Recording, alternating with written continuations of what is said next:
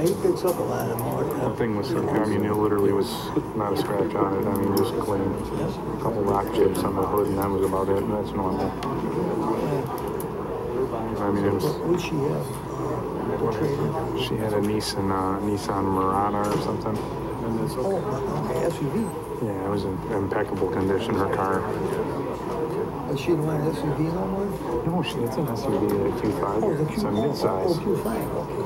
Yeah, I mean, she had to have, you know, she's been raised on those things. I was trying to talk her into, you know, a Ford Explorer or a Grand Cherokee or a Chevy something. She wouldn't budge. She's like, no. She drives it. What am I going to do? I can't win.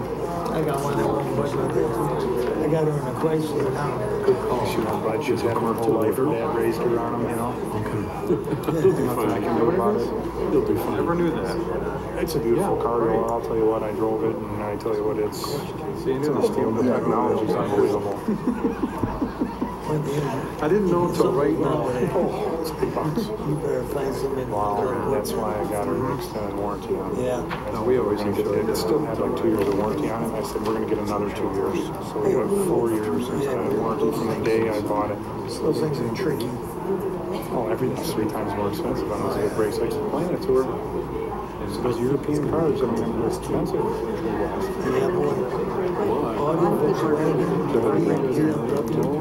Just the appropriate time. We're going to get up there. We're still at the line of 8. Yeah, I told her, you know, she wanted to really bad, which is really neat. She wanted to kept her eyes out for, you know, and I told her, look, I got a guy that'll find a physiologist. He found her in about 3 weeks. He was looking for something she wanted. Where you guys going to that? Which is fun. It's a good answer. You get shut down. It's ridiculous. We want to Yeah, they're way up there. all these other vehicles are ridiculous.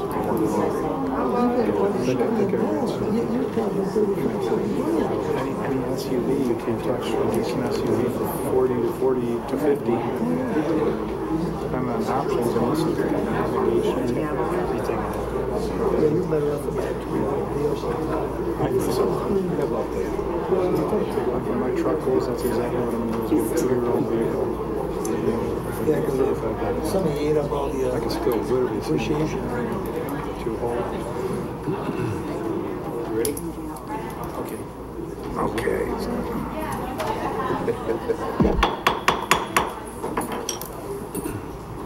This is going to be the August 16th meeting for the Planning Commission. Call this meeting to order. Take roll, please. Mr. Broderick? Here. Mr. Crompton? Here. Mr. Moore? Here. Mr. Orlando? Here. Mr. Rusinellis? Here. Mr. Chairman, the first item on our agenda is the approval of the July 19th Plan Commission meetings. We have a call for roll. I make a motion we approve the minutes of the meeting. Second. Mr. Crompton? Aye. Mr. Orlando? Aye. Mr. Rusinellis? Aye. Mr. Broderick? Aye. Mr. Moore? Aye. Next item on our agenda is citizens to be heard on agenda items. This is for anyone wanting to speak regarding items listed on the agenda, except for items listed under public hearing. Anyone speaking on an agenda item is entitled to speak for a maximum of 4 minutes. It is not a question and answer period, and staff and the Plan Commission do not generally respond to public comments. Please note, speakers who engage in conduct injurious to the harmony of the Plan Commission shall be called to order by the presiding officer and may forfeit the opportunity to speak.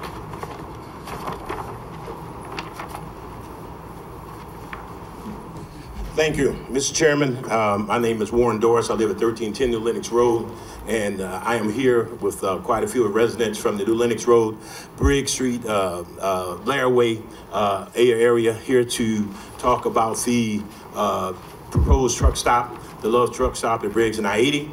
It's my understanding that it may be tabled today, so therefore, until the issue comes up, I will not have any more comments.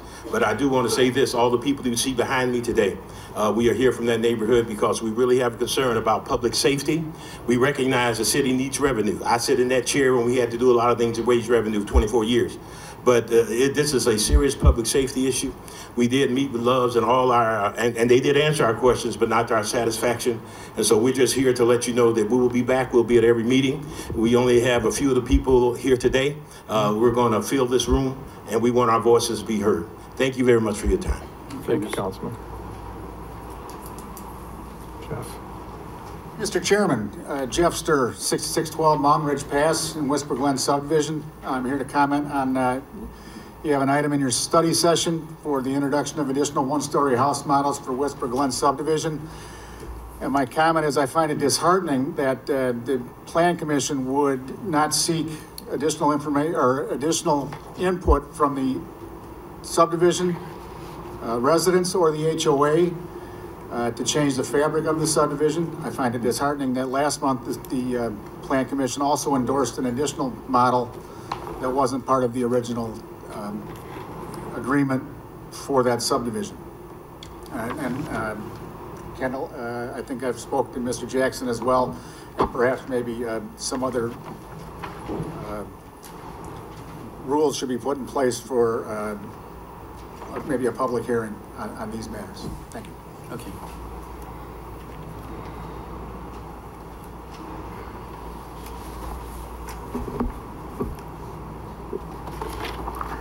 Okay, the next item on our agenda is old business public hearing. Mr. Chairman, members of the board, we have no items listed under that category. Next item is old business, no public hearing.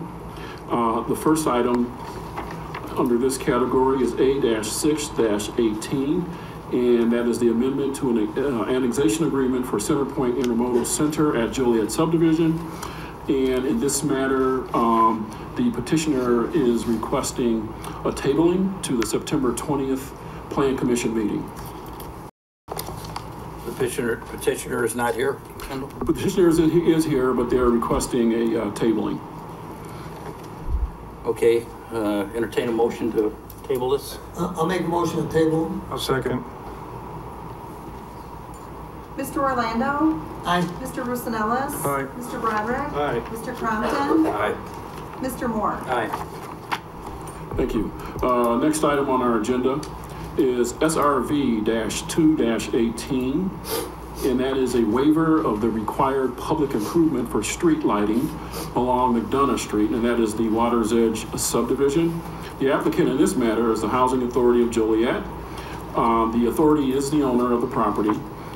They are requesting a waiver from required public improvements to relieve the requirement to provide escrow funds for the future construction of major arterial streetlights. Location 151 through 169 West McDonough Street. The size of the street section is 315 linear feet. Existing land use is residential development. Zoning is R5, and that's our high-density multifamily residential zoning classification. Surrounding land use and zoning, to the north is R5, to the south is R2, and that's single family. To the east is R2, and to the west is I1, light industrial and vacant land. Under case history, this item was tabled at the July 19th meeting so that city staff could meet with staff from the Housing Authority to discuss the possibility of reaching a memorandum of understanding. City staff did meet with the Housing Authority officials in early August to address the matter of deferred escrow funds, and based on the uncertainty of a roadway project on McDonough Street, the Housing Authority has decided to pursue their original waiver request. Water's Edge is a mixed density residential subdivision that the city permitted as a planned unit development back in March of 2016. The development completely replaced the former Des Plaines Gardens public housing site, which was built in the 1950s. The Water's Edge development was completed in 2017, and the Joliet Housing Authority retains control over the site. As part of the public improvements for this subdivision, the Housing Authority installed residential streetlights along both their internal roadways and perimeter streets, and that would be Des Plaines, Water, and Wallace. However, the Housing Authority has requested a waiver from the city's required public improvements for street lighting along the McDonough Street frontage. Under special information, public street lights are required for development in the city as per the subdivision regulations. The city of Joliet is requesting $24,000 for future construction of major arterial streetlights along McDonough Street as part of the public improvements associated with the development of Water's Edge. McDonough Street is a state highway, and the state typically does not allow a few streetlights to be installed by a developer until there is a complete roadway streetlight project proposed by the city over a substantial section of the roadway. Therefore, it has been the city's practice to request escrow funds for the required streetlights, which are placed in an escrow with the city. When a future streetlight project along McDonough is warranted, the city will use those funds to offset municipal dollars for this project.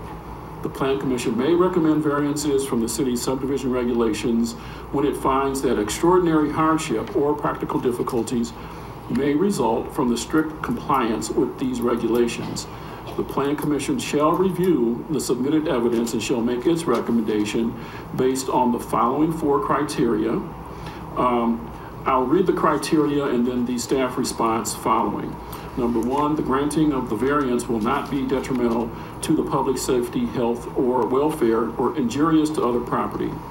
The staff response, the approval of the proposed waiver will allow the petitioner relief from the requirement to provide escrow funds for future street lighting, which may result in inadequate future lighting along the corridor if there is insufficient city funding for such a project.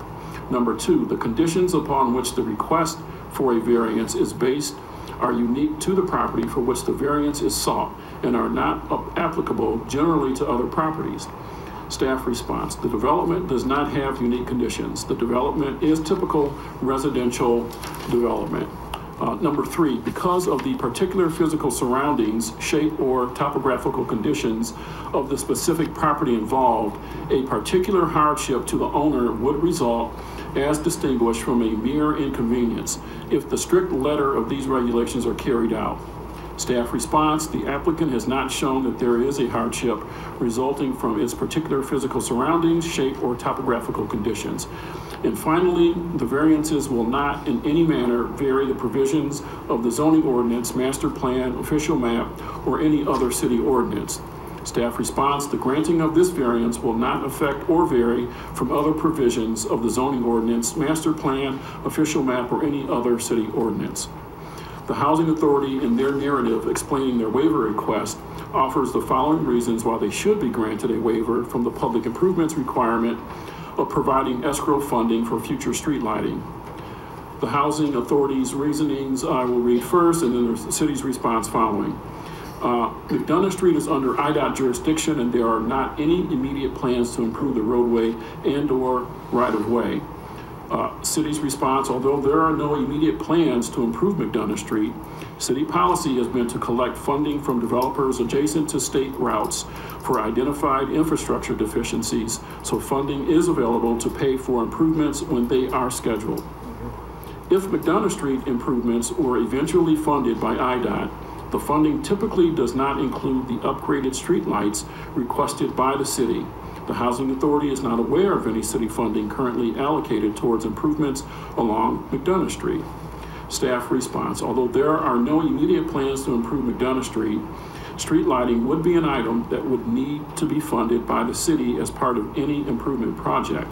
City funding would be allocated at the time of the improvements and would be utilized along with escrow funding to pay for installation of street lighting. Housing Authority. The city's request for escrowed funds is typically associated with corridors that are likely to experience development or redevelopment. However, McDonough Street between the Des Plaines River and Route 53 is a well-established corridor with low probability for comprehensive redevelopment. Staff response, upgraded lighting and other improvements such as sidewalk installation or replacement are not limited to areas subject to redevelopment. These items are often included as part of roadway improvements to state routes in previously developed areas. Housing Authority. Providing escrow funding for an undetermined period of time creates a financial burden to the development and the Housing Authority's operational budget. Staff response: the requested escrow funding is a one-time payment to the city and would not require reallocation over an undetermined period of time. And finally, the Housing Authority, McDonough Street currently has street lights. Therefore, the waiver request will not be detrimental to public welfare, safety, use, enjoyment, or value of the roadway. And staff response: the street lighting that currently exists along McDonough Street is located on wooden comment poles at random intervals and is not considered permanent lighting. New street lighting at this location would be placed on aluminum poles at regular spacing to provide the appropriate level of roadway illumination based on Illinois Department of Transportation standards. And that completes the staff report, Mr. Chairman. Is the petitioner on site? Please step forward.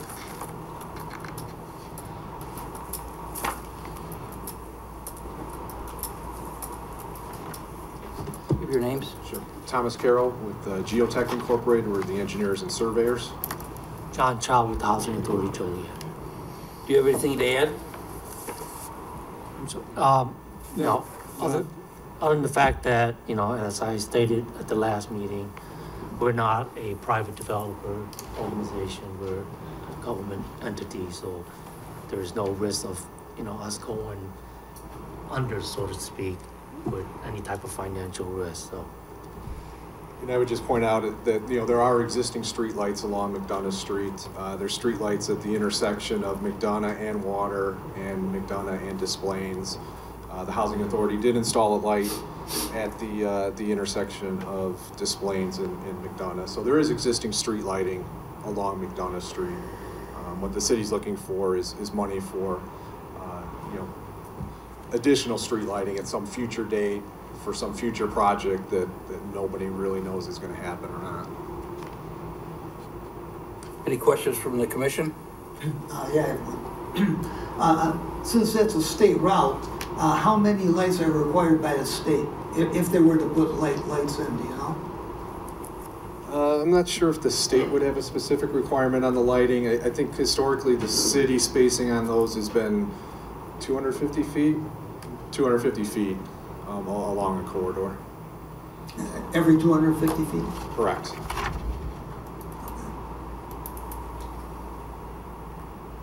Do you have any questions from the audience? Okay. Hearing none, I'm going to ask for a motion that is requested here, whether it should be allowed, their waiver. I make a motion. Motion regards what? For The their waiver? request, they want the waiver. Well, So we'll call that the roll. Is that a motion to approve the waiver? Yes. Just for clarification, and the second? I didn't second it. Oh, was there a second? No, I didn't second. Bridget, I make the motion, okay. You second. so you need a second. We have a second here?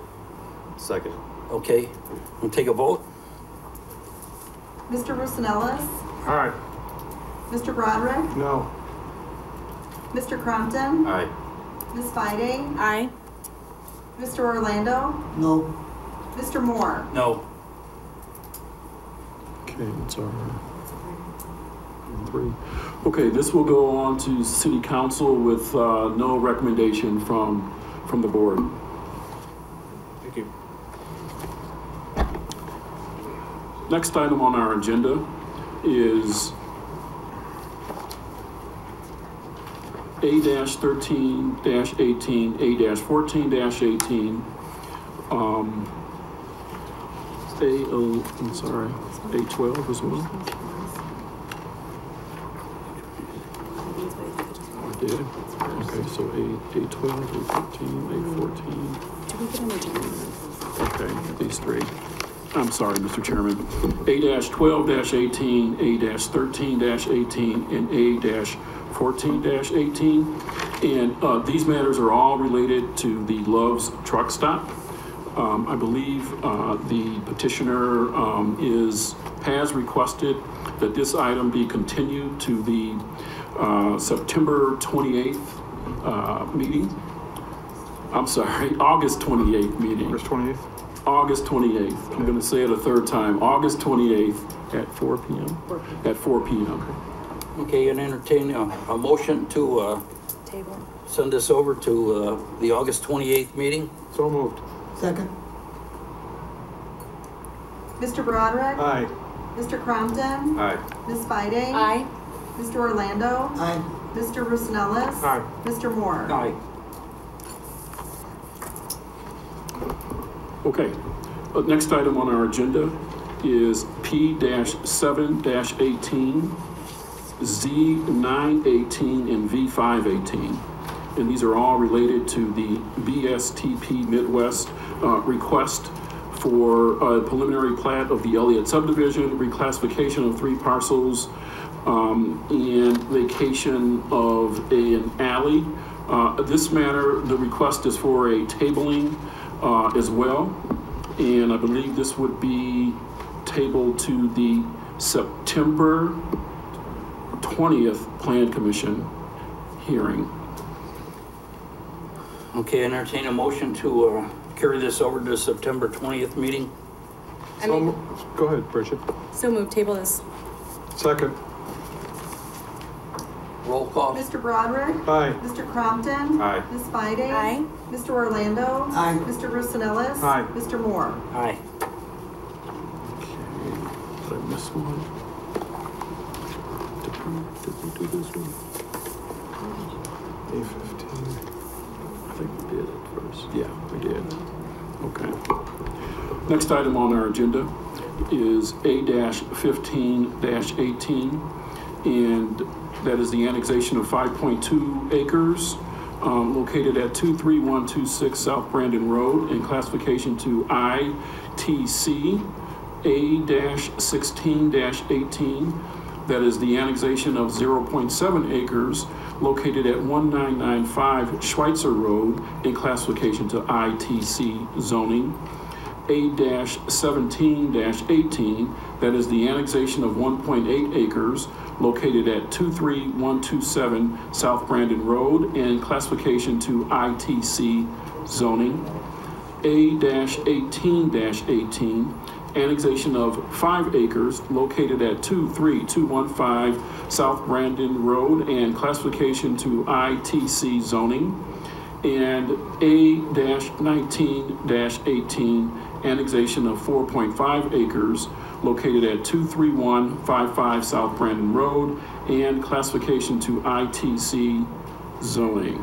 I believe there's no tabling on this one, right? It's just straight, okay. The applicant in this matter is Centerpoint Joliet Terminal Railroad, LLC. The status of the applicant is contract purchaser and developer.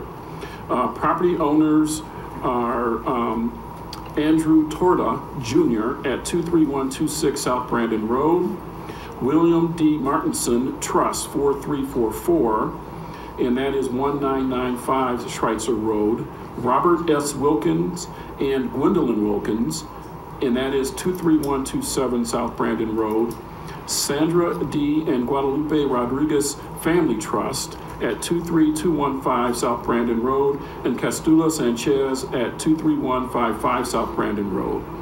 The requested action in this matter is approval of annexation and classification to ITC, and that is the Intermodal Terminal Industrial Park zoning for 5 parcels totaling 17.2 acres. The purpose of this request is to allow the continued development of the Centerpoint Intermodal Center at Joliet subdivision. Existing zoning on 23126 South Brandon Road is A-1, and that's unincorporated Will County. 19959 Schweitzer Road, and that's R3, unincorporated Will County. 23127 South Brandon Road, R3, unincorporated Will County. 23215 South Brandon Road, A-1, unincorporated Will County. 23155 South Brandon Road, that's A-1 and R-3, both unincorporated Will County. The proposed zoning is ITC, and again, that's Intermodal Terminal Industrial Park Joliet zoning. Location near the southwest and southeast corner of Brandon and Schweitzer Roads. Size of each parcel, 23126 South Brandon Road, is 5.3 acres. 19959 Schweitzer Road is 0.7 acres. 23127 South Brandon Road, 1.8 acres. 23215 South Brandon Road, 5 acres. 23155 South Brandon Road, 4.5 acres. Existing land use is as noted, all farmstead and residential. Surrounding land use and zoning. To the north is undeveloped ITC Joliet. To the south is undeveloped ITC Joliet. To the east is agricultural and residential, A1 and R3, unincorporated Will County. To the west is undeveloped ITC Joliet. Under site history, on July 29, 2008, the mayor and city council approved the annexation, classification or reclassification, annexation agreement and concept plan for the approximate 3,300 acre development, which includes approximately 14 to 18 million square feet of distribution center space and railroad terminal.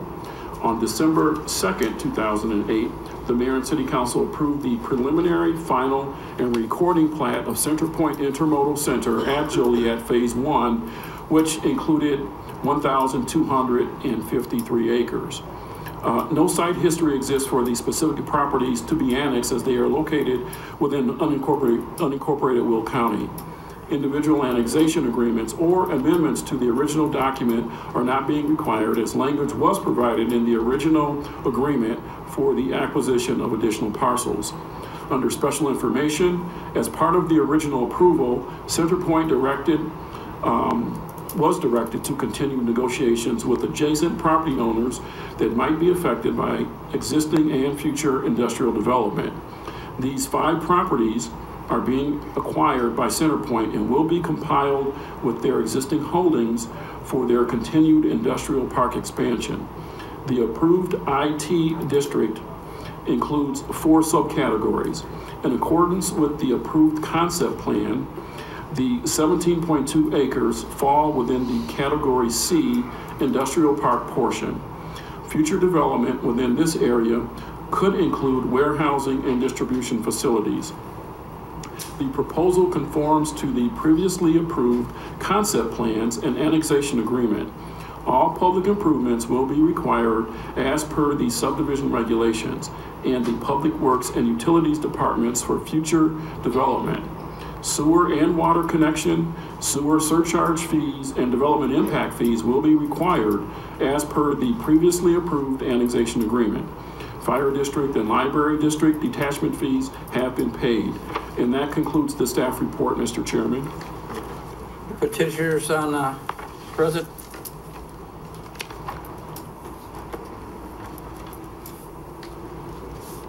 Mr. Chairman, members of the commission, Michael Hansen, attorney representing Centerpoint. We understand the staff report and agree with it, and I'm here to answer any questions.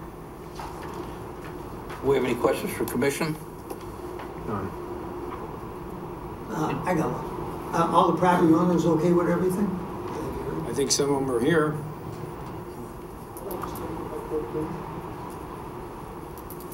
If you want to talk, you please have to step forward. Give your name and address.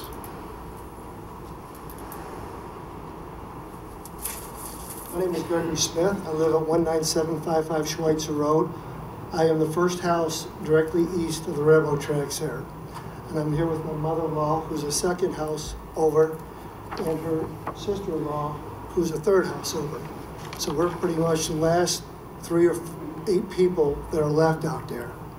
My major concern is approving this annexation of that land with them building those buildings is going to make life intolerable out there. From the planning that they had the other day, we seen the map, and they're going to relocate Brandon Road adjacent to the railroad tracks and then build those buildings right where the houses are. Well, the excessive truck traffic we have now, plus adding those buildings, and then they have noise from the road and the lighting from the other buildings that's going to be there, as it is now with Centerpoint, the UP run the trains They'll come through all hours. They'll come through 10:30, 12:30, 2:30, and 4:30 every night, blowing the horns. So in the last probably 9-8 years, 5 out of 6 nights, that's what we're dealing with out there. Plus all the trucks that sneak through the back way coming through there. Tons of truck traffic all the time. We've called the police, we've had them come out there, they monitor for a while, then it goes away, and then we're back to the same boat. So adding these other buildings is just gonna increase more train traffic for us that, I mean, it's unbearable now. And then when putting the buildings there with all the lighting for the parking lots, the trucks backing into the docks, the horns, the backup sirens, I wish you would make them consider some walls, something for us. Just consider us before you pass this, to make them have to help us. Because this is our last chance out there. They'll probably never need our land, and we're gonna be stuck there forever. All I can ask you to consider us somehow in this decision. Thank you. We had our mandatory neighborhood meeting this past Monday night out there at the VFW. We were present were Centerpoint representatives. I can inform the Plan Commission right now that Centerpoint is in the process of doing a number of things to try and assist the neighbors as Mr. Smith has requested. First of all, the construction of some type of sound barrier between his property on the east part of the railroad tracks and the subject property here before you, number one. Number two is we're in the process of considering and looking into truck restrictors, cul-de-sacs, other types of implementation of physical means in order to reduce, if not eliminate, any truck traffic that's going to go in front of his house that has been there. You know, I think Centerpoint now, they've got the message loud and clear from these approximate 10 houses here that reside there that something has to be done. There's no question that there will be increased traffic as a result of this, you know, warehouse that's going to create substantial economic development for the city, and we're in the process of taking care of that. So, a question, Mr. Hanson. Does Centerpoint have any idea, a timetable of when this would be built? They would theoretically, well, the plans right now are to start construction sometime toward the end of this year. Okay. I just want to add one thing too, is that, you know, Centerpoint is not responsible for the train traffic. You know, it's unfortunate that the neighbors live right next to the train traffic. I know they've tried to work with Union Pacific to probably no avail with respect, and they're trying in the process right now, working with the city of Joliet to establish a quiet zone at that particular location, which Centerpoint supports. But, you know, the train traffic is UP. The truck traffic does come from the development. Any more questions from the commission? No. Any more questions from the audience?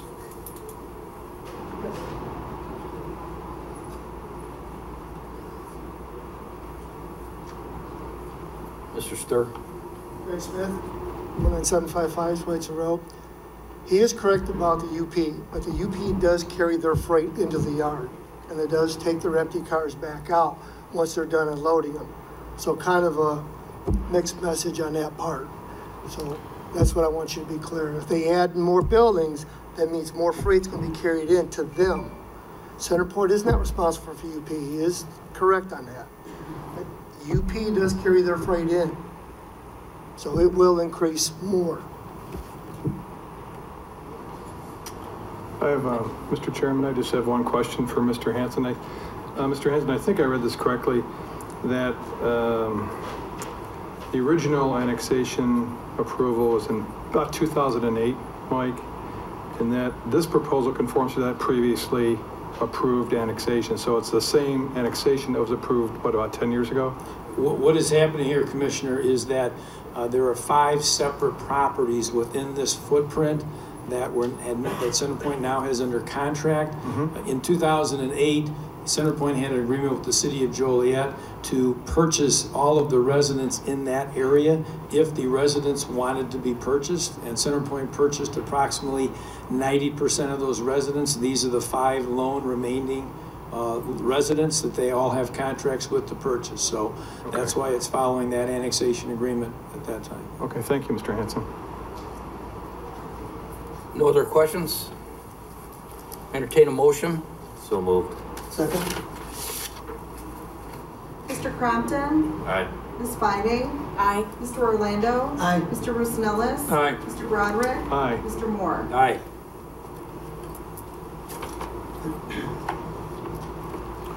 Next item on our agenda is P-9-18, and that is the preliminary plat of Sable Ridge re-subdivision of Unit 7. Applicant in this matter is D.R. Horton. Status of the applicant is contract purchaser and developer.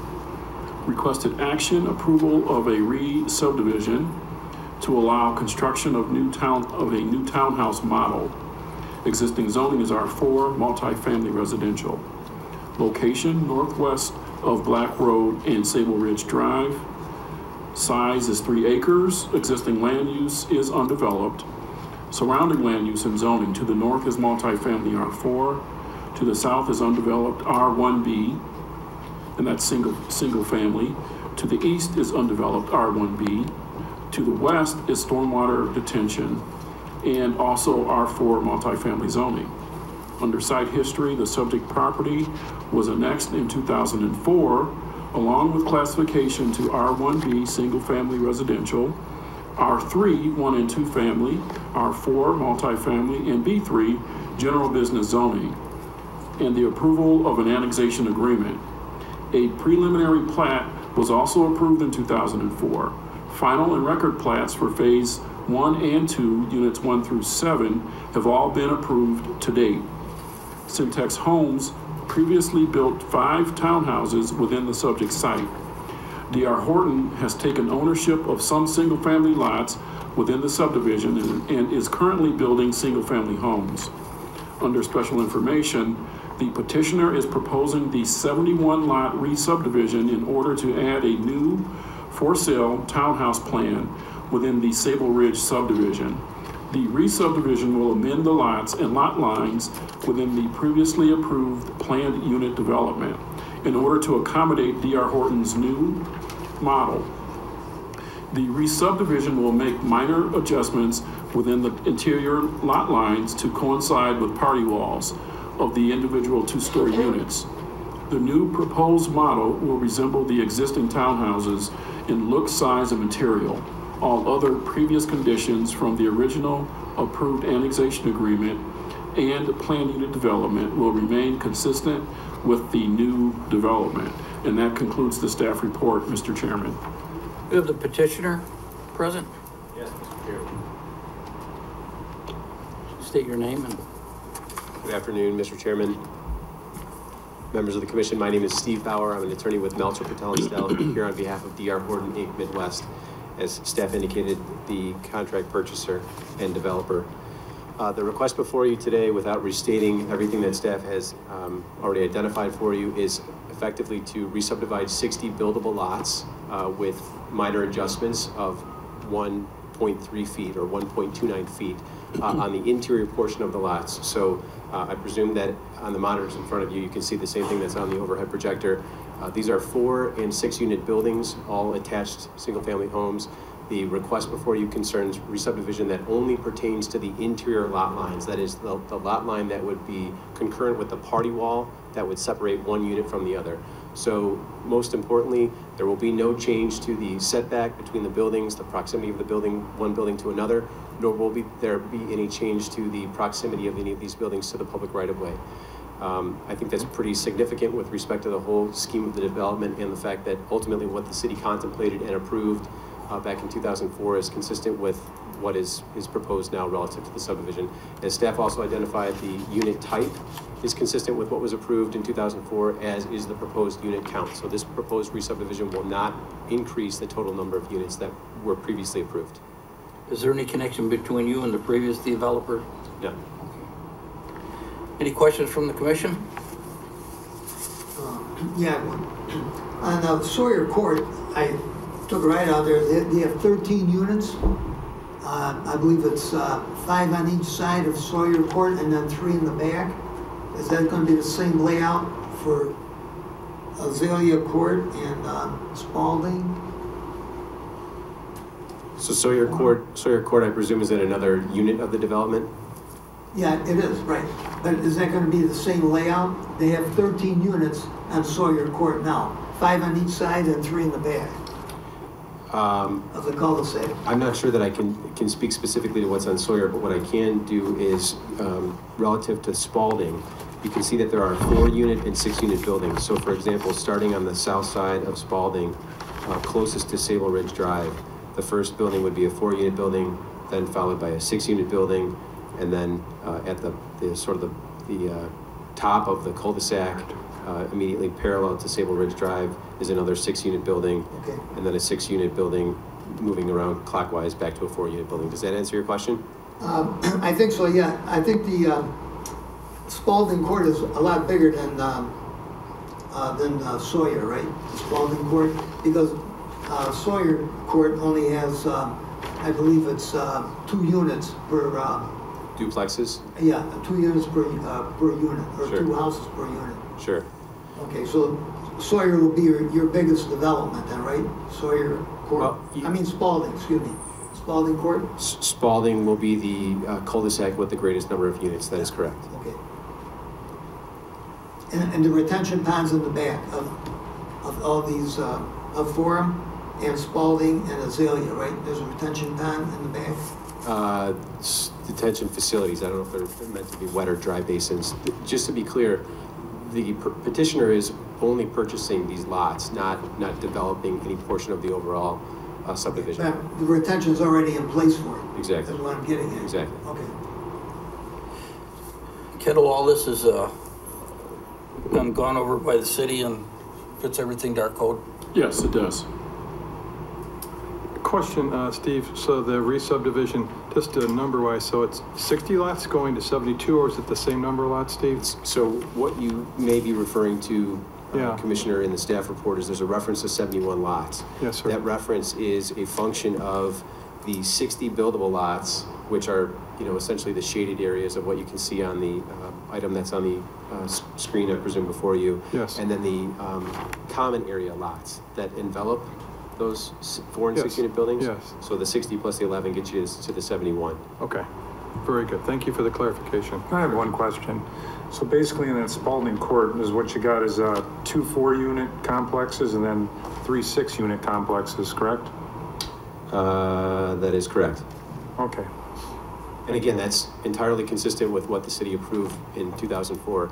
All we're doing here is shifting interior lot lines so that the party walls line up with the product that's proposed. I guess I probably neglected to state this previously. The product that was contemplated by the petitioner and developer at that time was a 25.29 foot wide product, 25.29 foot wide units in each of the interior units. The petitioner's product is a 24-foot even product. So thus the need to adjust the interior lot lines to coincide with the party walls between the units. Makes sense. Okay, thank Is you. there any, has there been taken into consideration any like excess parking, guest parking, anything like that, or would it be street parking? There would be no change to the parking. Street parking would continue to be permitted if authorized by the city. There would be no additional guest parking constructed as part of this unit of the development. Again, we're just talking about the same quantity of units as was initially approved. Any questions from the audience? No one has any? I'll entertain a motion to go ahead with P9-18. I'll make a motion. Second. Ms. Fide? Aye. Mr. Orlando? Aye. Mr. Russinellis? Aye. Mr. Broderick? Aye. Mr. Crompton? Aye. Mr. Moore? Aye. Thank you. Next item on the agenda is P-10-18, and that is the preliminary plat of Popescu subdivision. The applicant in this matter is Green Estates, Inc. The status of the applicant is owner and developer. Requested action is approval of a 4-lot subdivision to build 4 single-family houses. Existing zoning is R2 single-family residential. Location, Vision Avenue and Cedar Breaks Court. Size is a little over 1 acre. Existing land use is undeveloped. Surrounding land use and zoning. To the north is single-family R2. To the south is institutional, which is Park District land, but also zoned R2. To the east is institutional Park District R2. To the west is single family R2 zoning. Site history: the subject site was annexed and classified to R2 zoning in December of 1997. It was incorporated within the Mirage subdivision, which was approved in September 1998. Under special information, the preliminary plat of Popescu subdivision will create 4 single-family lots within the existing 1-acre parcel. The petitioner owns this property and would be the builder of 4 new houses. If approved, there were no house plans submitted as part of the subdivision proposal, but all future houses would need to be substantially similar to the existing houses that have been previously built in Mirage subdivision. The 4 lots range in size from a little over 9,000 square feet to almost 13,000 square feet. Public improvements, foundation, landscaping, sewer and water connection fees, developer impact fees, and school site contribution fees will be required per city ordinances. The petitioner has contacted the Plainfield Park District, and a payment in lieu of a Park District donation is being requested by the district. The amount required to be paid to the district prior to building permits being issued would be in the amount of $15,379. And that concludes the staff report, Mr. Chairman. Is the petitioner present?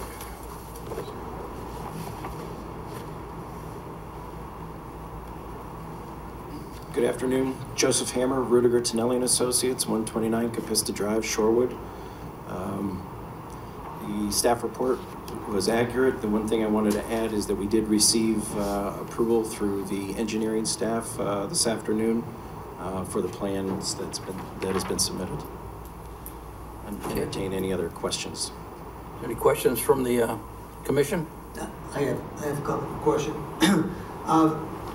Right now, you're going to have 2 homes that are going to be built, will be facing Vision, and the other 2 homes are going to be facing Cedar Briggs Court. Is that right? That is correct. Okay.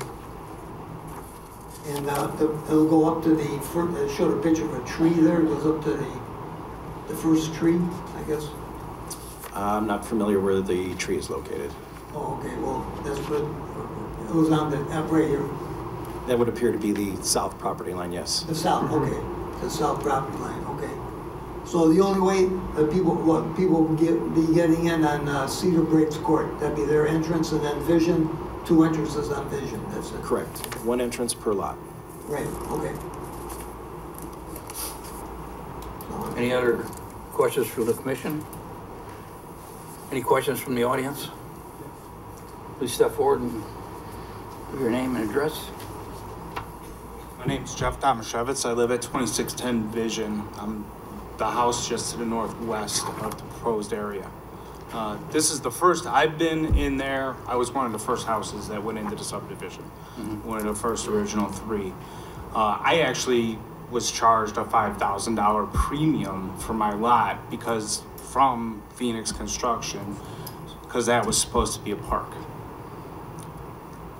I will hand it to whoever owns it right now, because this is actually the first public notification that was ever put on that property that it was being sold or anything. Nothing was ever brought up to us. There's been other things brought up where at one point it was zoned for a daycare or something. There's been different speculations, different things, and the HOA has been absolutely of no help to us with anything regarding this. Regardless of the fact, nothing ever happened. It's been sitting there. When I closed, I was in my house for about 90 days. And Phoenix came out and actually raised my lot. They came in with dump trucks and raised my lot. I have a concern about the drainage. I know that it was just said that the engineers looked at it again, but to the north, just to the north, a little bit to the east, 2 houses north is where the storm sewer is, and nothing ever drains there. This was prior to your house being built? After. I already closed. I already was moved in. And then, you know, you get to know your neighbors as they move along. And the storm sewer, no water ever runs down to that storm sewer. I'm probably the highest elevation right now. And even right now, in the last month, my sump pump runs constantly. There's a high water table there. You did address the fact that they were saying that the houses would be of comparable value. Well, that's great. You know, as long as they are of comparable style and value. We don't want to lose any value. You know, I'm still sour about the whole premium lot and never being followed through. I think that it was a little shady how just that little section got sold from the Park District. Do you have anything contractual that they? Absolutely, yes, sir. Absolutely, yes, sir. And then honestly, the land there, to the best of my knowledge, this year was the first time that the HO actually fined them for letting the land get out of hand. It can get waist high. To the south of me, I don't worry about it. Out my back door, I've been cutting that lot for about 16 years because it will get waist high. It's been ridiculous. The only other thing that really impacts is the school traffic, and 4 houses being built. Now you have a subdivision that's been done for at least a decade. So now you want to start building 4 homes. You're not going to build them all at the same time. So now the construction is going to be drug out through God knows how many years, at least maybe a year per house, 8 months. You're going to have the construction traffic on top of school traffic, which is, I don't know if you've ever experienced it. It will wrap around almost the whole way. And then it also brings into the account with emergency traffic being able to get in and out, and then the extra traffic just coming down to get in. That is the main road through the subdivision right now. That's my only concerns. Okay. Do we have anything where they originally had a set aside or a covenant or something like this that it was going to be a park? I'm not sure. Was this a park? Okay. Okay, so the parkland is to the south. To our knowledge, this was never. I can provide the contract. That is unfortunate. It would be a matter between you and the builder. Yeah.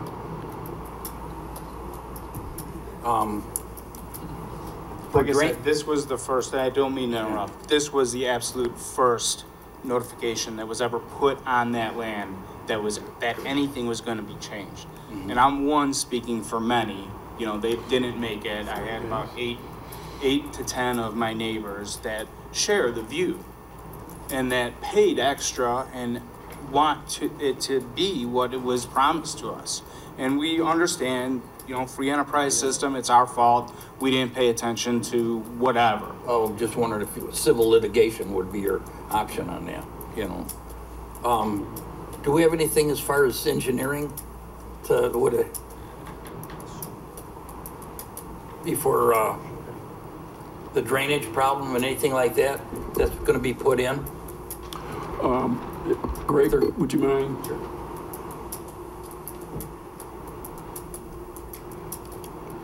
Greg Ruddy, Public Works Administrator for the city. So as part of this proposal, do you have the preliminary plat that you can pull up, Mike? So basically, an additional storm sewer will be run from the street, from Vision there, between lots 1 and 2, and then there will be a drain extended to the northeast corner of lot 1, and then down to the southeast corner of lot 2. So there will be additional rear yard drains installed as part of this project. So that may alleviate some of the drainage concerns of the residents. The problems that they're already having? If the water is sitting at those locations, yeah. Okay. Okay, thank you. Have any other questions from the audience or comments? From the commission? If there are none, I entertain a motion for P-10-18. I'll make a motion. Second. Mr. Orlando? Aye. Mr. Rosanellis? Aye. Mr. Broderick? Aye. Mr. Crompton? Aye. Ms. Fide? Aye. Mr. Moore? Aye. Okay, Mr. Chairman, the next item on our agenda is new business, no public hearing. And we have no items under that classification. We'll move on to the study session. And we do have one item, and that is M-2-18, the introduction of additional one-story house models for the Whisper Glen subdivision. Okay. Is the applicant here in this matter? Is the petitioner present? Okay, we try to contact the petitioner throughout the day. We'd like to ask that this be tabled for another month. We need to consider some notification of property owners out there. Can make a motion, entertain a motion that this be tabled until our next meeting? So moved. Second. Mr. Rosanellis? Aye. Mr. Broderick? Aye. Mr. Crompton? Aye. Ms. Fide? Aye. Mr. Orlando? Aye. Mr. Moore? Aye. Thank you. Next I'm Sorry, are we tabling that to the September? To the September meeting. September 20th. Next item on the agenda is old or new business, not for final action or recommendation. Staff has nothing for this category. And the next item on our agenda is public comments. This section is for anyone wanting to speak regarding non-agenda items and are allowed a maximum of 4 minutes. It is not a question and answer period, and staff and the Plan Commission do not generally respond to public comments. Please note, speakers who engage in conduct injurious to the harmony of the Plan Commission shall be called to order by the presiding officer and may forfeit the opportunity to speak.